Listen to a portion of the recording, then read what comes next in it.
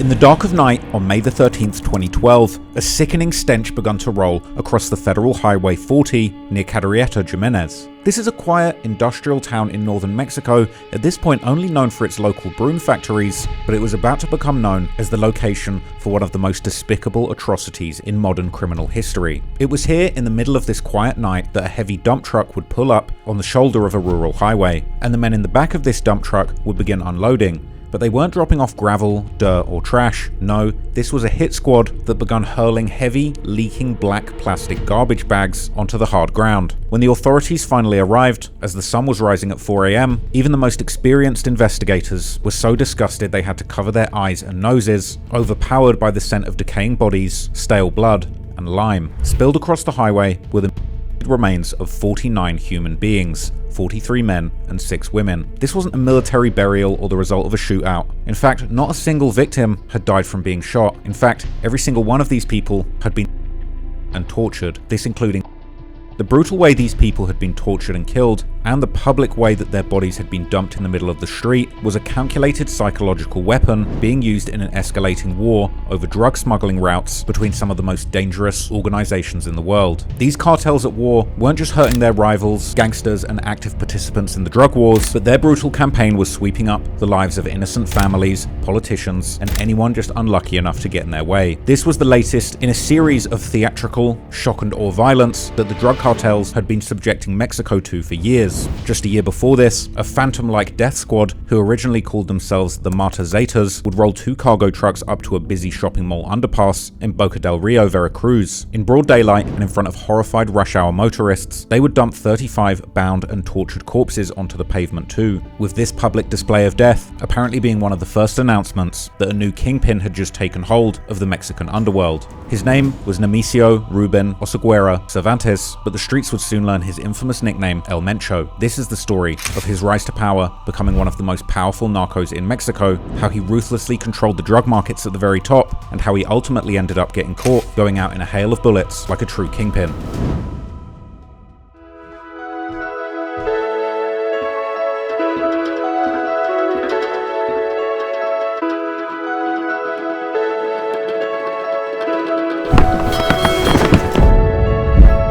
Get to them racks, get to that money, I wanna be ballin'. If you fall and break your back, don't worry, you can call Morgan and Morgan. If you've had serious damage to your body or internal organs, and you know it wasn't your fault, then you might have a case, you really might wanna call them.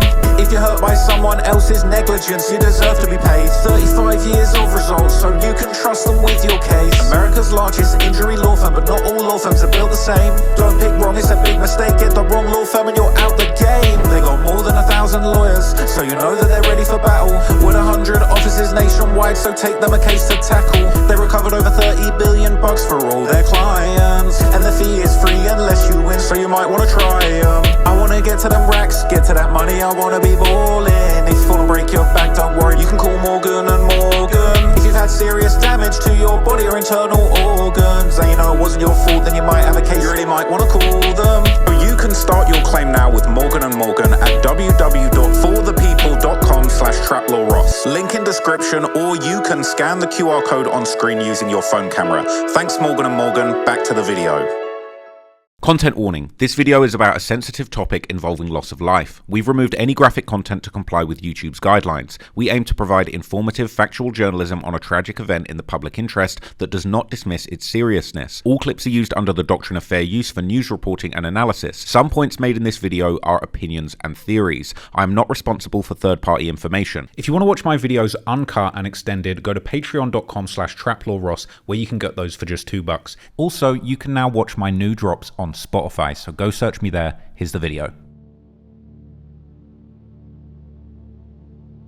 The United States has produced some infamously dangerous drug gangs. Whether we're talking about the old school mobsters in cities like New York, or current day gangbangers in cities like Chicago, St. Louis, or Memphis, just to name a few, the drug trade is one of the most significant revenue sources for street gangs that get their money off the block by any means. But as violent as those streets are today, arguably they were much deadlier back in the 80s and early 90s when the crack epidemic flooded the market with money, driving up profits, and also incentivizing people to get violent to get their hands on that paper. People made a lot of money off crack in the 80s and 90s, and a lot of people got hurt in the pursuit of those profits. But it does make me wonder an interesting question. How violent would things have gotten in the crack trade if hurting your enemies would multiply your profits by 10 or even 100? Well, we don't have to imagine, because that's arguably what's been playing out in Mexico for decades. Unlike America, where drug pushers can make millions in the streets, over there, cartels are genuinely able to make billions off of the drug trade, and those cartels are willing to do quite literally anything they have to protect those billions. And just like the mobsters and gangsters in America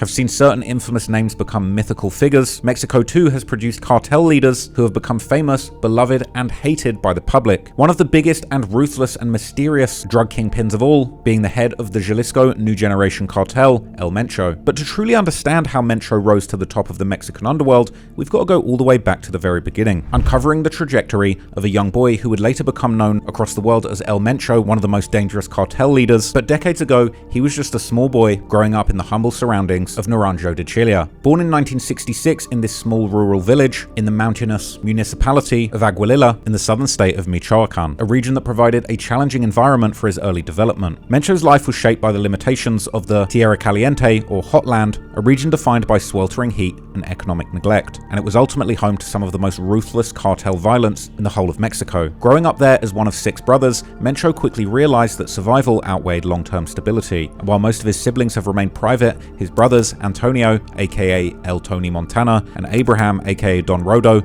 would eventually become major figures in his criminal empire. Economic hardships of his family forced Mencho to eventually leave school by the age of 11, when he would begin working in the avocado fields that the region was famous for. However, while crops like avocados were often referred to as green gold, Mencho would soon realize that guarding marijuana plantations for the influential Valencia family made far more money. The Valencia family, who would later become his closest allies, started off as humble avocado farmers in Michoacan, but during the 1970s, they began cultivating marijuana and poppies for heroin to supplement their income, and these plantations were the foundation of a criminal organization that would eventually evolve into what became known as the Milenio Cartel. As an ambitious young man, Mencho chose to eventually leave the rural life behind, joining the wave of migration north in the mid-1980s and entering the United States illegally, eventually settling down in the San Francisco Bay Area. Just as synthetic drugs like meth were gaining a massive foothold in the area, and according to court records, Mencho spotted a unique opportunity in the production of methamphetamine, because unlike cocaine or marijuana, meth could be manufactured quickly in small kitchens using cheap, accessible chemicals. By 1986, he was already embedded in street-level criminal activity in the Bay Area, which was confirmed with an arrest that same year for possession of stolen property and carrying a loaded firearm, although separate reports suggested he was actually attempting to sell a street-level stash of meth. But beyond the street-level dealing, the real shift in his career occurred through strategic family alliances. Much like royal families, cartels often use marriages to solidify power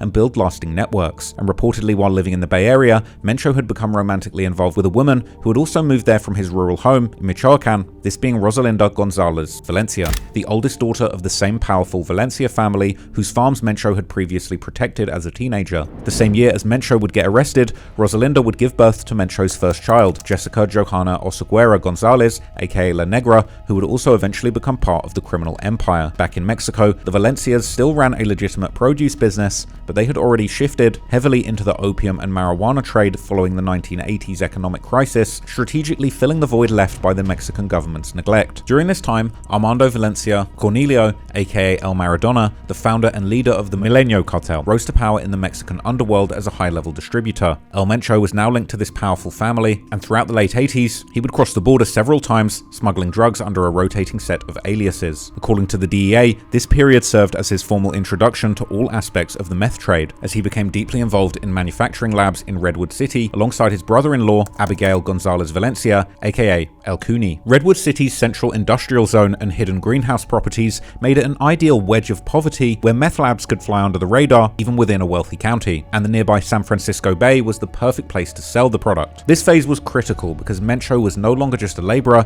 he was now managing manufacturing and distribution as well as cross-border logistics, and by 1989 his operations had escalated to the point of another arrest in San Francisco where he was caught selling narcotics. And although he was deported yet again, he would return to the Bay Area by 1992 where he faced his most significant legal challenge yet. According to court records, Mencho and his older brother Abraham were caught conducting a heroin deal at a San Francisco bar called the Imperial involving 5 ounces for approximately $9,500. Acting as a lookout, following the deal, 26-year-old Mencho noticed that the buyers paid with a neat stack of hundreds rather than loose bills, and in a wiretapped conversation, he would warn his brother that the men were undercover cops and that he should stop doing business with them. But 3 weeks later, the brothers got arrested. Despite no proof that Mencho had handled the drugs, prosecutors treated the brothers as a package, warning that if he didn't plead guilty, his brother could face life due to his prior convictions. Ultimately, Mencho chose to take the fall to protect his brother, showing just how loyal he was, especially to his blood, something that would be seen time and time again during his leadership. After this, he would be sentenced to 5 years at the Big Spring Correctional Center in West Texas, a facility that mainly housed undocumented immigrants. But ironically, it would be here that El Mencho networked with many of the same men that he would recruit in the future. Following 3 years of incarceration, El Mencho was released and deported back to Mexico at the age of 30. But he was no longer a simple farmer, but now a hardened felon and an aspiring kingpin. So instead of fading back into the anonymity of rural life, he chose a much more unexpected path, crossing over onto the other side of the law,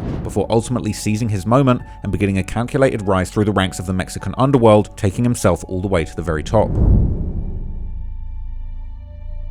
In Mexico, criminal organizations have long relied on infiltration, embedding their members within local police forces to gain intelligence, protection, and operational freedom for their trafficking networks. This likely explained El Mencho's next step after returning to Mexico, as despite a prior US conviction for heroin distribution, he was able to secure a position within Mexico's police force. This showed both the lack of rigorous background checks at the time, as well as a pretty deep-rooted corruption within the country's smaller municipal police forces. El Mencho would serve in the coastal and mountainous regions of Jalisco, areas that were already key trafficking corridors for the Mencho cartel, the very organization that he would soon join full-time. By the mid-1990s, under the leadership of Armando Valencia Cornelio, aka El Maradona, the Mencho cartel had built close connections with Colombian traffickers like Fabio Ochoa Vasquez from Pablo Escobar's Medellin cartel, transporting millions of dollars worth of cocaine from South America to Mexico and ultimately the United States, where the Mencho cartel were allegedly providing up to 1/3 of all the cocaine consumed around the turn of the millennium. By the early 2000s, the Mencho cartel was also working with figures like Zhenli Yigon, a Chinese-Mexican businessman and owner of a company legally authorized to import chemicals that he would divert to the cartel for the mass production of synthetic drugs like methamphetamine. Con el empresario chino-mexicano Zhenli Yigon.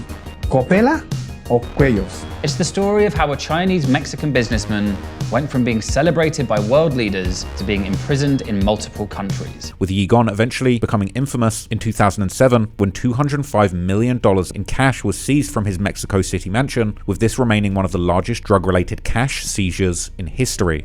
Ayer mismo decomisamos más de 250 millones de dólares en efectivo, que es el mayor decomiso no solo de México, sino quizá del mundo. Besides these kind of suppliers, the Mencho cartel was also affiliated with one of Mexico's oldest and most powerful trafficking organizations at the time, the Gulf Cartel, led by Osiel Cardenas Guillen, which controlled much of the northeastern state of Tamaulipas and key border crossings into Texas. By the early 2000s, the Gulf and Mencho cartels were operating side by side as the Valencia family, backed by their Colombian and Chinese suppliers, pushed their operations north into Nuevo Laredo in Tamaulipas, one of the most strategic trafficking hubs on the border. Meanwhile, El Mencho would ultimately return to his home state, Michoacan, where he would continue operating under the Valencia family and the Mencho cartel, and he would quickly become trusted enough to serve as a gunman and bodyguard for their leader Maradona, steadily rising through the ranks until suddenly everything collapsed. According to some reports, it all went wrong due to a love triangle that included a man named Carlos Rosales Mendoza, a leader of a crime syndicate called La Familia Michoacana that worked as a middleman between the Mencho and Gulf cartels. His wife, Inés Oseguera, also happened to be a cousin of none other than El Mencho himself, and El Maradona, Mencho's boss from the Mencho cartel, who reportedly became infatuated with Inés, and apparently the feeling was mutual. When Mendoza found out about this, he developed a deep hatred for the Valencia family and began offering large bounties for anyone willing to kill them, starting a war between the Mencho cartel and La Familia Michoacana. He also managed to bring the Gulf cartel's leader onto his side, who stood to gain significantly by taking control of Michoacan's prime cultivation areas from the Valencias and the Mencho cartel. To secure the takeover, they brought in their best men,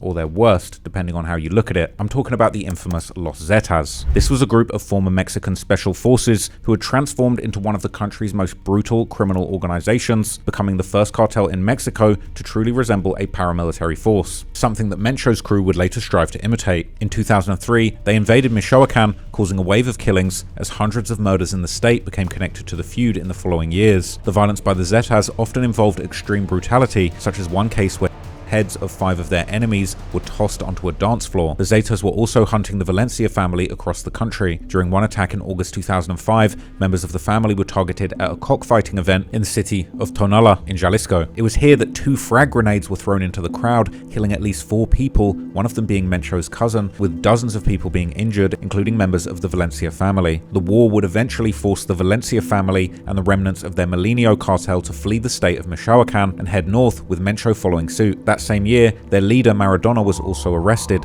leaving the organization even weaker, but the remaining members found refuge with El Chapo's Sinaloa cartel, where old connections would buy them protection, as the Valencia family had been supplying Chapo's cartel with weed and heroin from their fields. Within the new organization, Mencho was placed under Ignacio Coronel Villarreal, aka El Nacho, one of the Sinaloa cartel's most powerful and ruthless figures, who oversaw the operations in Guadalajara, the capital of Jalisco. Mencho was selected to be part of an elite squad of gunmen, while the Milenio cartel now expanded its reach all across Mexico under Sinaloa's banner. This allowed Mencho to sharpen his leadership skills, building a loyal following and deepening his understanding of Mexico's criminal landscape. Not to mention that Nacho was also known by another nickname, the King of Crystal, due to his expertise with methamphetamine, allowing Mencho to also further refine his expertise in the production and trafficking of synthetic drugs. Unsurprisingly, also around this time, the Milenio cartel was recognized in American media, particularly as meth traffickers. In 2007, Mencho was also mentioned in the media for the first time, identified as the Milenio cartel's head of hitmen. Following the torture and killing of yet another Valencia family member who had made the fatal mistake of returning to Michoacan, as his body was left with a message nailed to his chest, threatening several leaders of the cartel, including Mencho. Unfortunately for Mencho, within just a few years, everything began unraveling once again. In 2006, Mexico's new president, Felipe Calderón, had declared war on the drug cartels, and between 2009 and 2010,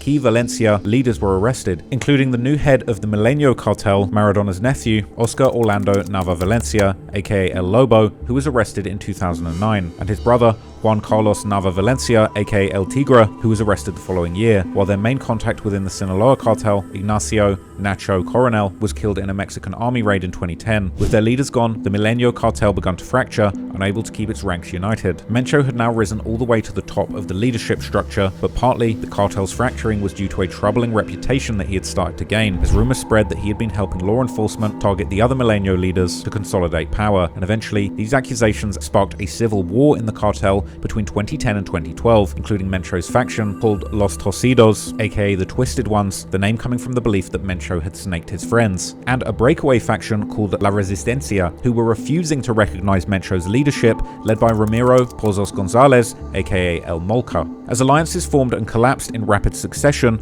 other criminal organizations, including the Zetas, were once again drawn into the conflict, and during the chaos, a mysterious group known as the Mata Zetas, or Zeta Killers, emerged, widely believed to be linked particularly to Mencho's faction and seen as a precursor to the CJNG. They were responsible for numerous brutal attacks against the Zetas, including the 2011 attack where 35 dead bodies were left under a bridge in broad daylight in the state of Veracruz. A shroud of anguish drapes over another Mexican city, this time Boca del Rio, near the port city of Veracruz. Investigators are examining the remains of 35 bodies that were dumped on Tuesday in the middle of a road in broad daylight. Distraught family members are too frightened to talk with us about how their loved ones might have been caught up in this crime. Hearses have been coming all day to take the dead to funeral parlors. I've just been inside the medical investigator's office, and they're telling us they're not going to let Al Jazeera's cameras inside. That's because this is the first time ever in the history of Veracruz State that this kind of crime has occurred. They do tell us that a number of the people who died in this tragic incident died from suffocation, and at least 2 of them were.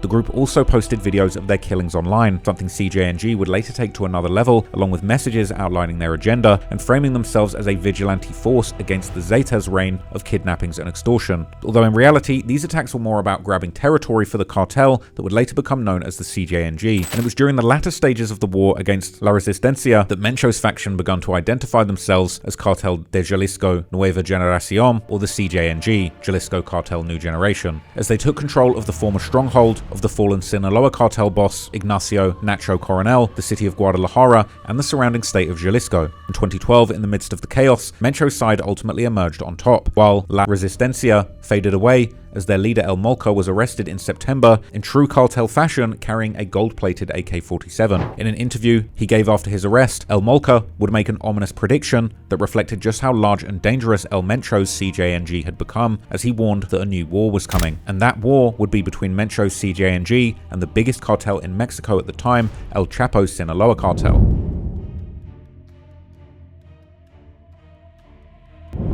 After winning the Civil War, CJNG quickly began expanding its operations into other states with the goal of extending its control across Mexico. At the same time, authorities were already moving to disrupt the group, and in 2012, the cartel suffered another major setback when one of its highest-ranking leaders, Eric Valencia Salazar, aka L85, was arrested during an army raid in Zapopan, Jalisco. Much like recently in 2026, after the raid on El Mencho, the arrest triggered a massive show of force with the cartel burning dozens of vehicles across Guadalajara, but once again, rumors began to circulate that L85's arrest may not have been entirely organic, as it ultimately helped further consolidate El Mencho's power, leaving him as the sole leader of the CJNG. But whether those rumors were true or not, as we'll explore later, it would eventually become clear that L85 certainly came to believe them. During the first half of the 2010s, Mencho began a major mission to return and take over his home state of Michoacan, where he and the Valencias had been driven out during the late 2000s by the Zetas and the cartel La Familia Michoacana, which had since at least partly transformed into another cartel known as Caballeros Templarios, or the Knights Templar. Similar to the Zetas, from which many of its members allegedly came, the Knights Templar became known for their ruthless tactics, with local media at the time even reporting rumors of as an initiation ritual. As the atrocities mounted, communities across Michoacan began organizing into armed self-defense groups known as autodefensas. CJNG would strategically move to align itself with these groups, capitalizing on the Valencia family's past reputation in the state for providing jobs and supporting the locals in times of hardship. And they began arming these groups while also responding with just as much brutality as the enemy, like posting videos of Knights Templar members getting tortured and executed online, as well as leaving messages next to bodies announcing their presence in the area, reading, "We are here now, respectfully, CJNG." The Knights Templar ultimately lost the war, and by the mid-2010s, the group had been largely dismantled by CJNG, the autodefensas, as well as law enforcement that were targeting its leadership. However, the smaller self-defense groups in Michoacan soon turned against the CJNG as they began to realize the cartel's true intentions, which had been to seize control of the state due to its strategic importance for their operations. This wasn't just about dominating marijuana and poppy cultivation, but also about taking over the methamphetamine trade, which had been rapidly expanding in the region. And between 2006 and 2018, over 50% of all meth labs discovered in Mexico were located in Michoacan. One of the major reasons for this is the presence of one of Mexico's largest seaports in the Michoacan city, Lázaro Cárdenas, where CJNG imports much of its chemical precursors for its products from China. Lucrative trades like meth likely played a key role in also transforming some of the former auto-defensas in the region into rival criminal groups such as the Cartel del Abuelo, led by Juan José Farias Alvarez, aka El Abuelo, or the Grandfather. But these smaller groups could do little to slow down CJNG's rise in Michoacan and beyond, nor could the Sinaloa cartel, under which the CJNG had previously operated. The cartel's expansion soon became unstoppable, and around 2012 to 2013,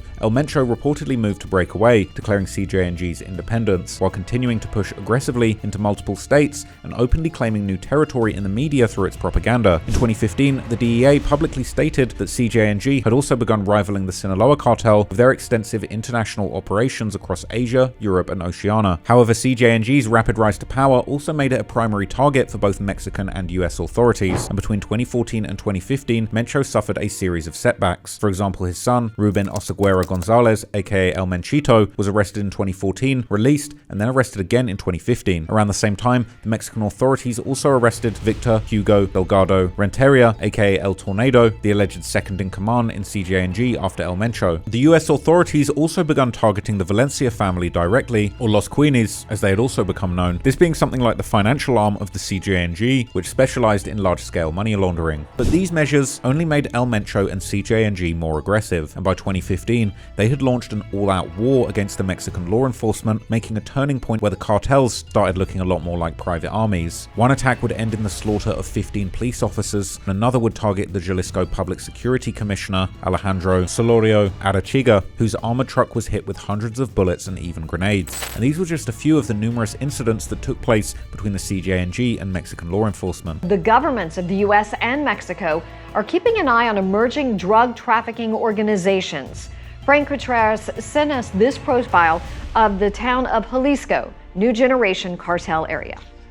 Jalisco is the home of world-famous mariachi music, the birthplace of tequila, and now Mexico's western state of Jalisco is a hotspot for drug-related violence. Much of it perpetrated by an armed group called the New Generation Jalisco Cartel. They posted this video allegedly showing them capturing a group of kidnappers. The New Generation Cartel's April 6th attack was a military-style ambush that killed 15 Jalisco State Police. Security experts say they used anti-tank rifles and grenades against the unsuspecting police convoy. It's clearly an elite group with military training at its origin. The most infamous incident occurred in May 2015 when Army helicopters located a CJNG convoy near Villa Purificación, less than an hour's drive away from the popular tourist destination Puerto Vallarta. The convoy was believed to be carrying Mencho himself, and as one helicopter approached, it was hit by rockets from a shoulder-fired launcher, killing several men instantly and causing it to crash, before gunmen on the ground moved in and continued shooting survivors at the scene. Mexico says it is on the offensive against a drug trafficking organization. That organization calls itself the New Generation Cartel of Jalisco. Authorities accuse the group of shooting down a Mexican military helicopter. CCTV's Frank Contreras reports it's how the cartel did it that has raised alarm bells. Mexico's government claims the New Generation Cartel of Jalisco used rocket-propelled grenades last Friday to bring down this army helicopter, killing 6 soldiers. We heard a boom, like a bomb. They took down the aircraft. They took it down. Mexico's Interior Minister says the shoot-down comes as the Mexican government launches an offensive against the drug trafficking organization. A security analyst says this is the first time a drug trafficking organization has used rocket-propelled grenades against a Mexican military aircraft.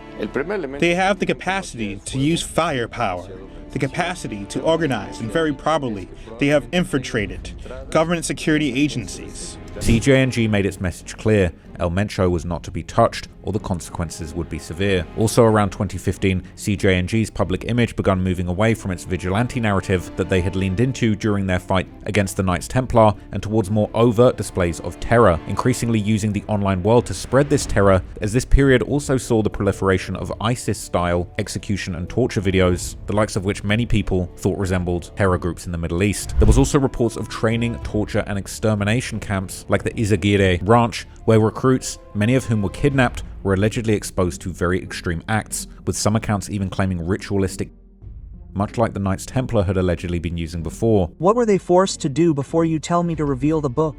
They were forced. Well, it was an absolutely unpleasant, sad and inhumane system of operating. Torturing their own colleagues with whom they had arrived looking for work. Because most of those who entered there entered because of false job offers. For the Jalisco Nueva Generación Cartel. That's right, and other atrocious things, as I insist, torturing colleagues. They themselves had to undergo very strenuous exercises, with little food, with little water. They slept tied up, chained up. They couldn't go to the bathroom when they needed to, and they were psychologically tortured all the time. They wouldn't let them see the sky, they wouldn't let them see the doors. How long did all this go on, and where was the authority? Looking the other way, that's the big question. How is it possible that this center, this Isa ranch, but there are other ranches as well, and I say this in the book, have been able to operate for so many years with this sophisticated system by organized crime as if they owned the territory and no one noticed, or well, evidently, as we are seeing with the arrest of the mayor of Tucatlan, or were they completely in collusion? How many years was this mistake hidden? There is testimony and evidence of geothermal energy, that is, that they were cremating bodies there since 2013. By exploiting this atmosphere of terror, Mencho and his cartel had also seemingly cultivated some serious influence within Mexican law enforcement, something which came to light in 2016 when a leaked audio recording captured him berating a police commander in Jalisco and ordering him to withdraw his forces. Delta 1. Hey, ¿quién habla? Mira bien, hijo. Soy Mencho, güey. Relaja tu gente a la verga, soy Mencho, güey. Relaja tus partidas, si no te voy a partir tu madre, tienes toda tu bola de perros. Te tengo identificado 30 güeyes. Hasta tus perros te voy a matar si no te relajas, güey. ¿Cómo ves? Ya está, señor, ahorita los bajo. Oh, no cuelgues, hijo de la verga, te tengo ubicados en Chacala, güey. No le estoy colgando, le estoy diciendo, ahorita los bajo. Póngase bien las pilas, güey. ¿Qué se le cuesta ser amigo? ¿Uno no se mete con ustedes para que se pasen de verga? No, señor, ahorita yo se las bajo. Pongan, revíremeles a todos los hijos de su mamá, porque todos agarran dinero y son buenos de puercos. Sí, es lo que me están diciendo. ¿Se me ponen a tiros o tú eres el primero que vas a marchar por ellos, León? No, señor. ¿Vale? No, señor, no se trata de eso. Váyase a la verga, porque aquí los vergazos están al 220, ya se la sabe. Y miedo no hay. This was the last time Mencho's voice was ever heard in public, and after that, he seemed to vanish, his absence becoming so complete that many began to believe he was actually dead, even as Mexican and US authorities continued raising the reward for information leading to his capture. Cheryl, Chicago's new number ones are on opposite sides of the law. The new number one federal drug enforcement agent, Brian McKnight, arriving here are at an all-time high, and city street gangs do the violent bidding for Mexico's drug bosses. And now McKnight says there is a new public enemy number one in Chicago who is quickly taking over one of the world's most lucrative drug cities. This is the real business of the cartels right here. Follow the money, you take their money, you quickly find out whose money it actually is. From his office high above Federal Plaza in downtown Chicago, new Drug Enforcement Administration Special Agent in Charge Brian McKnight says the money trail points a new direction. Even though the villainous kingpin El Chapo Guzman is still pictured on DEA's lobby wall, McKnight says there is a new public enemy number one in Chicago. What we're seeing now is the new generation. Cartel, very violent cartel, being run by an individual by the name of El Mencho, Ruben Cervantes, who, by the way, has a $5 million State Department award on his head. He's a person that we would consider as public enemy number one, yes. But while Mencho kept an extremely low profile, his reputation only grew in his absence, with the legend of El Mencho reaching almost mythical proportions. And even if no one could see him, all it took was mentioning his name in a negative light to feel the consequences. And some would find it out in the worst way possible, like 17-year-old social media star Juan Luis Lagunes Rosales, also known as the Pirate of Culiacan, something like a Mexican version of Lil Tay, who was always known for talking crazy on camera and flexing his supposed wealth. Well, in 2017, he would make his worst and last mistake of his life by insulting El Mencho. The video would go viral, and only a few weeks later, he was shot to death at a nightclub by multiple assailants who opened fire, reportedly hitting him 15 times. Knowing the extent of CJNG's brutality, some could argue that he got lucky, but as CJNG grew in power, they would increasingly begin to target their former friends in the Sinaloa cartel, who are now the only other cartel powerful enough to stand in their way. In August 2016, CJNG gunmen kidnapped Jesus Alfredo Guzman Salazar, and possibly also Ivan Archivaldo Guzman Salazar, two of the four sons of Sinaloa cartel boss Joaquin Guzman, aka El Chapo, the group known collectively as Los Chapitos. Earlier that year, their father had been recaptured by the Mexican police after his escape from a maximum security prison, leaving the organization weak and exposed. The son or sons were ultimately freed unharmed, but the message was clear. The CJNG were the new leaders of the Mexican underworld, and any one of their enemies could get touched. Part of what made CJNG so powerful was that even with Mencho staying completely out of the limelight, the cartel was able to stay exceptionally united through the years. However, there's also been some exceptions, the most known being the founding of Nueva Plaza Cartel in Jalisco by former CJNG members. Reportedly, the rift begun in 2017 as one of Mencho's high-ranking lieutenants, Carlos Enrique Sanchez Martinez, aka El Cholo, organized the assassination of CJNG affiliate Marcos Hernandez, aka El Carton, alleged financial operator of the CJNG, doing this apparently without the approval of Mencho. Mencho saw this as a betrayal, and in response, El Cholo broke away from the CJNG to form his own group, later known as the Nueva Plaza Cartel, with the goal of seizing territory within CJNG's home state of Jalisco, as well as in neighboring states. Around 2018, Nueva Plaza gained a powerful reinforcement when El Mencho's former ally and CJNG co-founder Eric Valencia Salazar, aka L85, was quietly released from prison. Convinced that Mencho had betrayed him in the lead up to his arrest in 2012, he decided to switch sides and aligned himself with Nueva Plaza instead. However, in the grand scheme of things, Nueva Plaza never posed a serious challenge to the CJNG, and in the end, things didn't go so well for either El Cholo or L85. In 2021, El Cholo was captured by a CJNG gunman, and a video soon surfaced showing him surrounded by armed men delivering a false statement. taking responsibility for the violence in Jalisco before being executed. My name is Carlos Enrique Sanchez Martinez, alias El Cholo, originally from Guadalajara, Jalisco. I also ordered the grenade attack against the American consulate to heat up the entire city. Likewise, I gave the order to Marino to kill the 11 people recently in Tonalá, in the La Jauja neighborhood. All the chaos that happened was by my orders, just so Harfuch would support me in everything.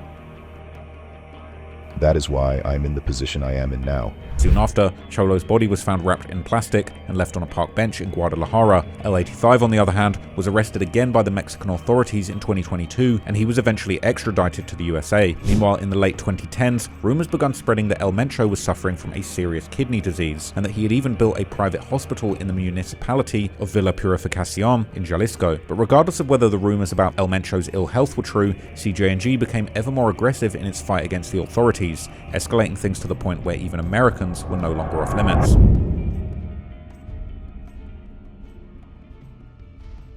In late 2018, the CJNG took things a step further as they targeted the US consulate in Guadalajara with a grenade attack, which luckily didn't hurt anybody but was likely done to send a message, as the attack took place right as Vice President Mike Pence was scheduled to visit Mexico, clearly making this a direct show of force by the CJNG against the US government. Video tonight just obtained by the ABC7 I-team. The surveillance video appears to show a man throwing something over the wall of the US consulate in Guadalajara, Mexico. Mexican prosecutors say that item was a grenade, and the attack was orchestrated by Chicago's public enemy number one, known as El Mencho. A composite sketch of the suspect has also been released. El Mencho's drug cartel is publicly denying any role in the blast that took place just hours before a visit by Vice President Mike Pence.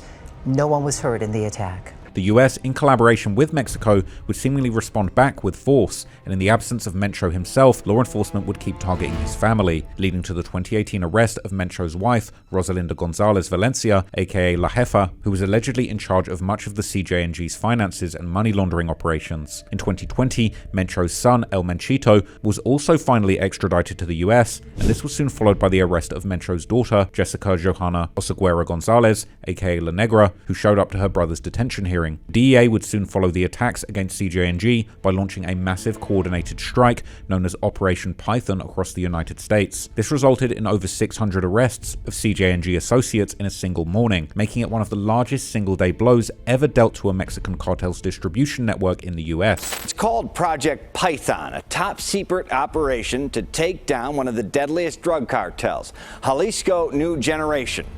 More than 600 people have been arrested so far, including many right here in Chicago. Those taken into custody work at all levels of the Cartel Jalisco New Generation, or CJNG. We've got manufacturers, we've got smugglers. These events likely enraged El Mencho, and in 2020, CJNG gunmen retaliated back home in Mexico by assassinating a federal judge, Uriel Villegas, who had overseen El Menchito's extradition, killing him alongside his wife in front of their 2 young children. About a week later, the CJNG struck again, this time targeting a high-ranking police chief in Mexico City, the nation's capital and largest metropolis. In a brazen ambush in an upscale neighborhood, alleged cartel gunmen unleashed military-grade firepower, killing 3 people and leaving the chief seriously wounded.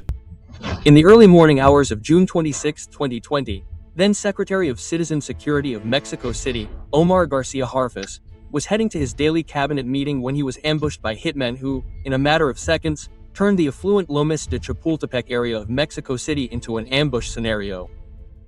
Armed to the teeth, including Scar and Barrett .50 caliber rifles, the criminals, later confirmed to be members of the Jalisco Nueva Generación cartel, fired more than 400 rounds of ammunition at the secretary's armored van in less than 3 minutes. The objective was very clear: to assassinate him in the most brutal way possible. Their campaign of terror continued later into 2020 when the former governor of Jalisco, Aristoteles Sandoval, was gunned down, this time in the heart of the international tourist hotspot, Puerto Vallarta, as he was shot in the back by an assassin inside a restaurant bathroom. An ex-governor of the Mexican state of Jalisco was shot dead early on Friday in the bathroom of a restaurant in the beach resort of Puerto Vallarta. State officials said former Governor Aristoteles Sandoval was shot in the back at around 1:40 a.m. local time by an unidentified assailant, while his security detail was outside the restaurant. During 2020, the CJNG also ramped up their propaganda campaigns on social media, releasing videos like this one that showed its so-called Grupo Elite, portraying the cartel not just as a criminal network, but also as a heavily armed paramilitary force capable of confronting the state itself. In the video, uninformed gunmen could also be heard pledging their loyalty to their single leader, El Mencho, further elevating his almost mythical status amongst the cartel bosses.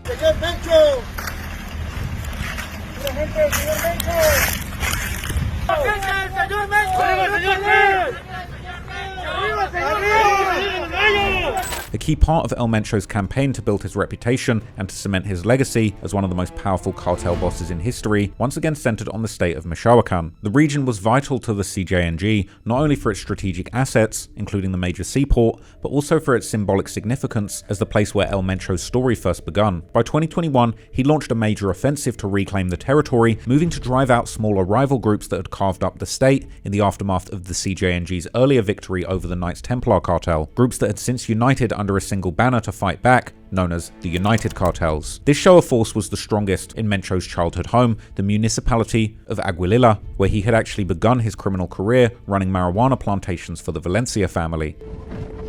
We're heading down a dirt road towards an epicenter of Mexico's violence. Right now, this is the only route into the small town of Aguililla in the state of Michoacán. It's trapped between two cartels and cut off from the rest of the state. We've been told that this hillside track is a back way in, but even that's under control. We've just seen in quick succession a checkpoint that we had to pass through with armed guys by the side of the road, a burnt out truck, and then the initials of the Jalisco New Generation cartel actually scrawled on the road itself. There's no real doubt about whose territory we're in. But now those former enemies have come together under the banner of United Cartels to fight another, more powerful force invading from the state next door, the Jalisco New Generation cartel. Its leader, Nemesio Ceguera, alias El Mencho, is from the Aguililla municipality himself. He wants his hometown and state badly.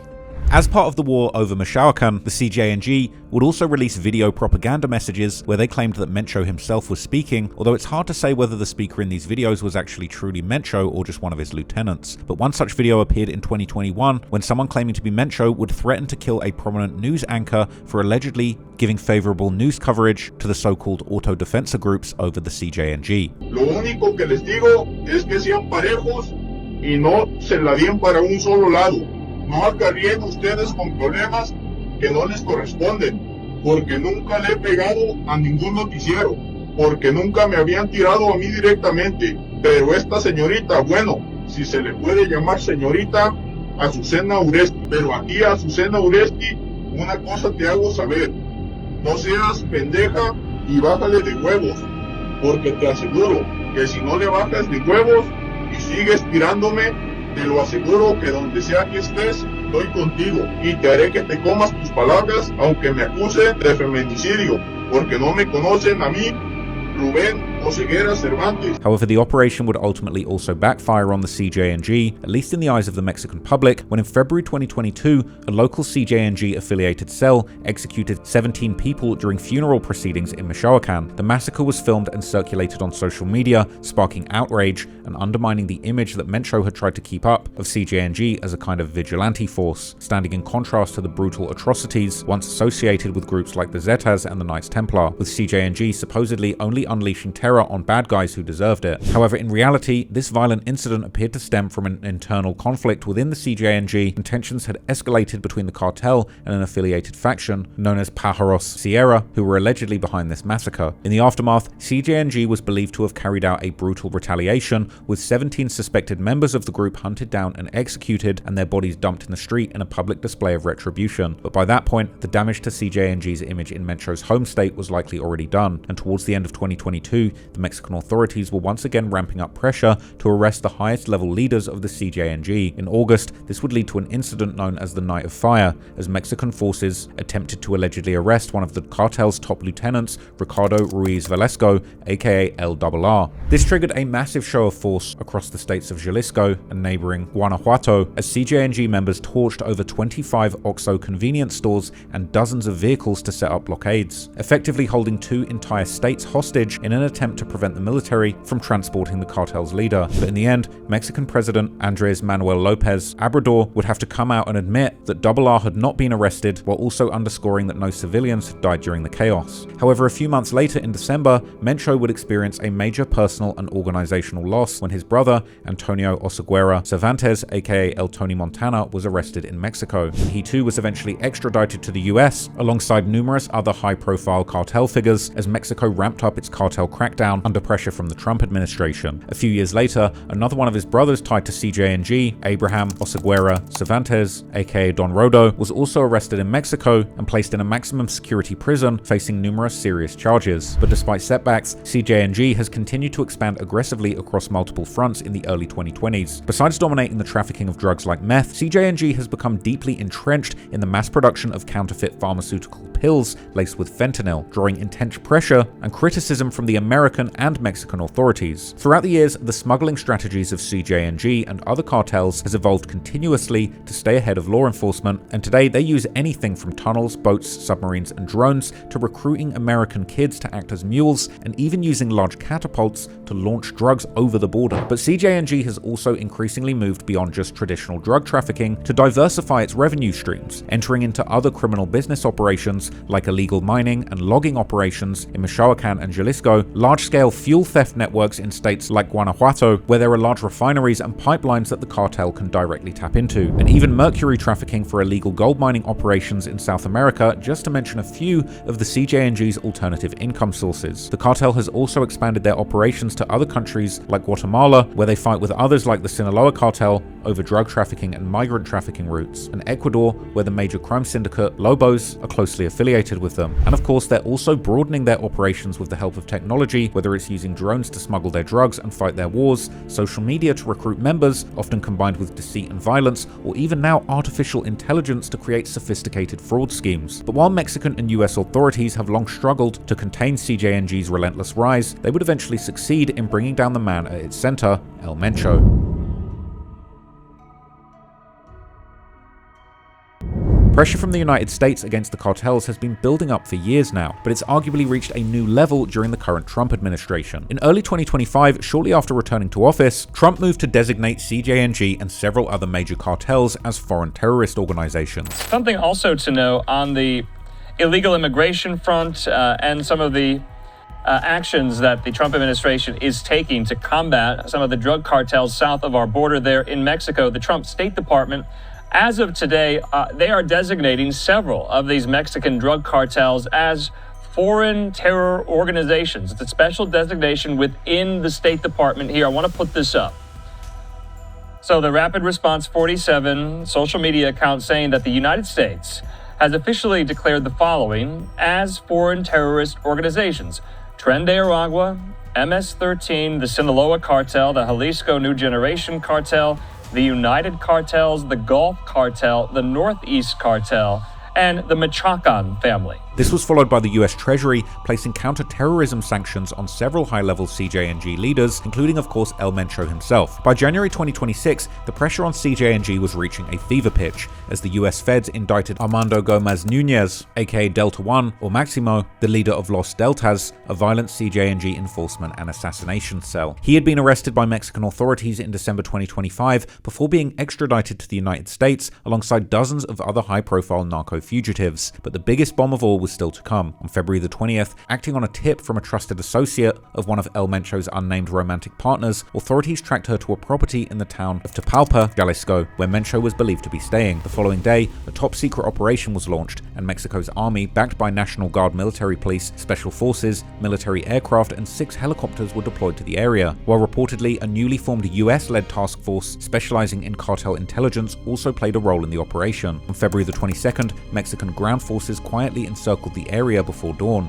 It's unclear who fired the first shot, but once Mexican forces closed in, the situation rapidly escalated into a firefight, which left 8 suspected members of Mencho's security detail dead. Mencho and his inner circle would flee to a nearby cabin complex deep in the woods, but forces chased them into the forest where another firefight broke out. The Mexican forces would ultimately defeat Mencho's remaining troops, and once things were under control, they would find Mencho and 2 of his bodyguards wounded. Mencho was then airlifted to a nearby hospital, but he would allegedly die on the way. As soon as the news about Mencho's death went public. In Mexico, the army has confirmed the death of one of the country's most feared drug lords, known as El Mencho. Mexico's most wanted cartel leader, Nemesco Oseguera, known as El Mencho, has died following a military raid to capture him. And we finally reached the exact spot where we think El Mencho, one of the world's biggest drug traffickers, was killed on Sunday morning. Mexico's most powerful drug kingpin was killed during a military operation. CJNG forces responded with nationwide retaliation, setting cars, buses, and businesses on fire across multiple regions, including in places like Puerto Vallarta, which is usually kept free from violence due to its importance for tourism and alleged money laundering operations. The cartel would also set up so-called narco blockades on key roads and highways across the country. The U.S. State Department is telling Americans in Mexico to shelter in place as law enforcement tries to regain control of cities that have fallen into chaos in the hands of the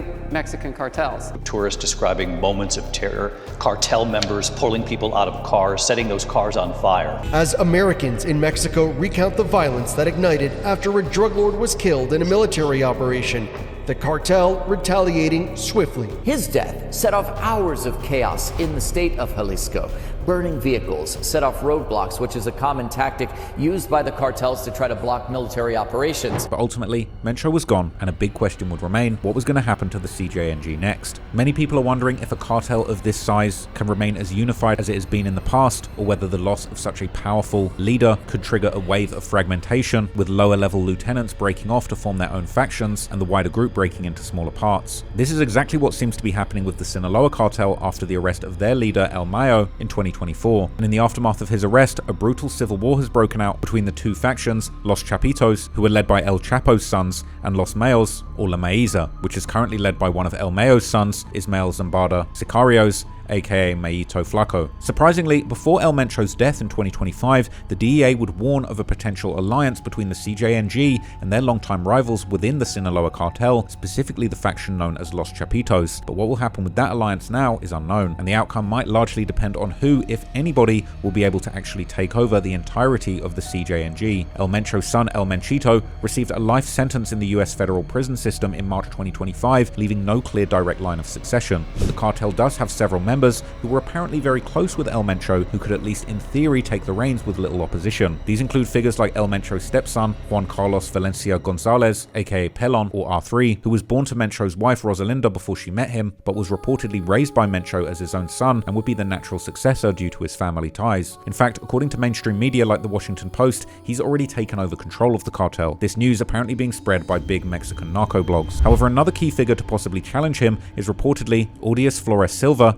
aka El Jardinero, a senior CJNG leader who, according to the US intelligence, was very close with El Mencho and is currently in charge of numerous CJNG drug manufacturing and trafficking operations. He was named by Mexican Security Secretary Omar Garcia Harfuch as one of the potential successors along with Mencho's stepson. A third option could also be Gonzalo Mendoza Gaitan, aka El Sapo, who is allegedly CJNG's main man in the tourist hub Puerto Vallarta, where he manages their colossal money laundering operations. According to the Latin Times, he was El Mencho's favorite and the second in command set to take over in his passing. But whatever happens to CJNG after El Mencho's death, taking him out may ultimately be little more than a symbolic win for Mexico and the United States, because at this point the cartels have become so large and so adaptable and so diversified financially that any single blow or any leader being taken out is unlikely to truly weaken their operations. This makes the idea of stopping them altogether kind of feel impossible at a certain point, regardless of how confidently American leaders claim otherwise, even after explosive missions like the one that killed El Mencho. Between 2013 and 2022, the CJNG was reportedly linked to 81% of all deaths involving cartel violence in Mexico, this including over 75,000 victims. So for the sake of all the people of Mexico,